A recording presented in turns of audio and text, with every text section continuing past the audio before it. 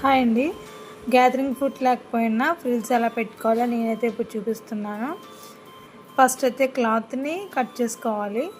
మనకి ఇప్పుడు స్టిచ్ ఉంటుంది కదా, పెద్ద స్టిచ్ వచ్చేలాగా పెట్టుకోవాలన్నమాట. అంటే కంప్లీట్ డౌన్ చేసేసుకోవాలి అది.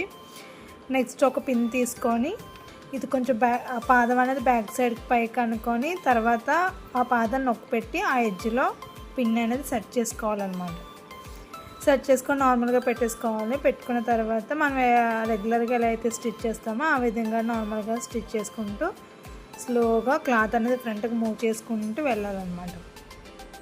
ఇలా చేయడం వల్ల ఫ్రిల్స్ అనేవి ఆటోమేటిక్గా వచ్చేస్తాయి. మనకి ఎలాంటి గ్యాదరింగ్ ఫుట్ లేకపోయినా ఫ్రిల్స్ నార్మల్ మిషన్తో కూడా ఎంత ఈజీగా స్టిచ్ అవుతుందో చూసారు కదా.